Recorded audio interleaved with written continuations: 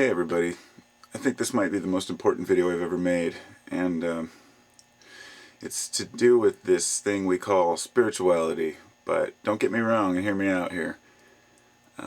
There's a certain level of attainment that people, accomplish in their spiritual search.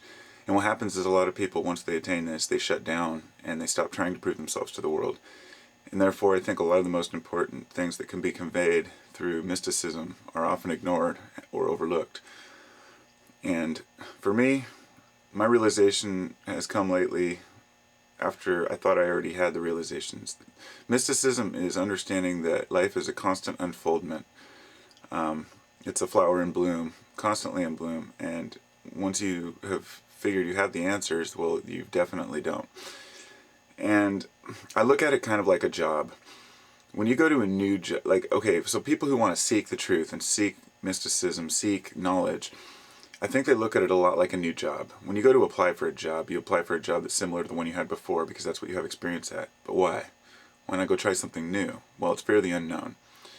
And this is the same thing that happens with spirituality and mysticism. And I think what happens is if you go to a new job, let's say, yeah, you might be afraid of it, and you might look in there, and the boss takes you on a tour, and you see how everything works, and you're like, oh my god, this is so confusing. You're there for a couple of days, and all of a sudden everything just totally makes sense, and you wonder how you ever couldn't have known how to do that.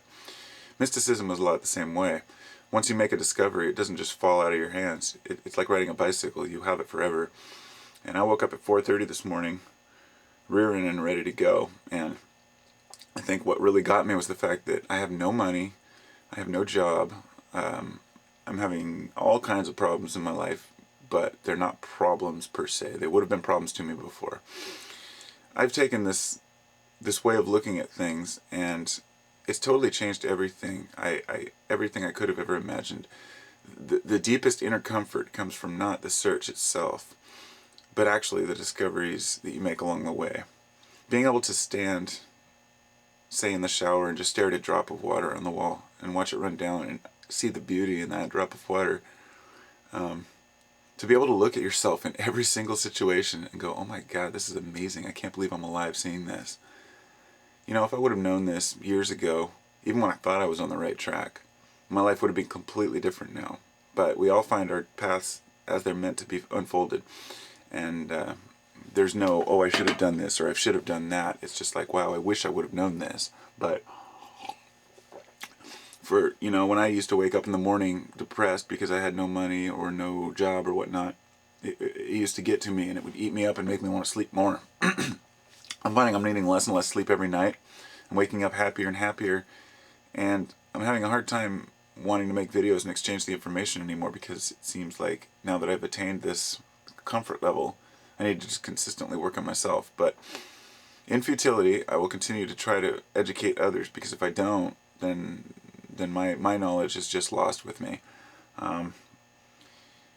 There's something else I wanted to say, and it's about you as a person.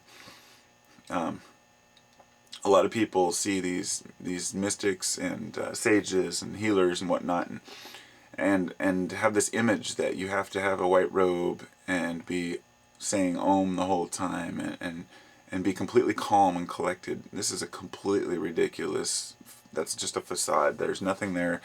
There are a lot of people that think that you may have to act a certain way, but I think more along the lines of they're imitating those who already do because they've found comfort within themselves. But you can be an upbeat, happy person. You can still, do and say things that you regret. I mean, life is not about perfection or the attainment of this perfect state of mind. It's about attaining a state of mind that is beneficial for you and for all of mankind. And so just sit. Next time you going to perform an action, whether it's for yourself or someone else, ask yourself, how is this benefiting mankind? Not how is this benefiting me? And once you make that association with the helping mankind and bettering the world, I think everything just falls into your lap. And that's what's happened to me lately. I am the happiest person that I've ever been, and I have less than I've ever had. And it's just proof to me, the utmost proof that the universe is telling me something. And I've found that through my own searches. And yes, it's taken a lot of work. And I've had to filter out a lot of garbage, mostly the fear. fear tactics, worrying about nanobots or chemtrails or, toxic waste. Now, don't get me wrong, you still have to be concerned about things, but not to the extent where you have to worry about it, because worrying will kill you faster than anything.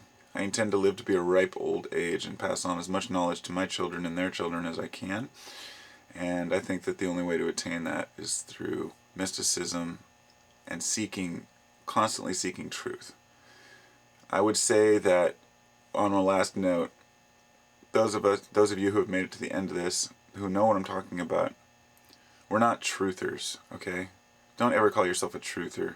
We're seekers, because the truth is still to be determined, and nobody has the right to have a monopoly on what that truth is. Much love to you all, and I hope you find your way, and I guess that's kind of a moot point, because you never find your way. You just go along your way, and you find discoveries. So I hope you find many discoveries along your way. Much love.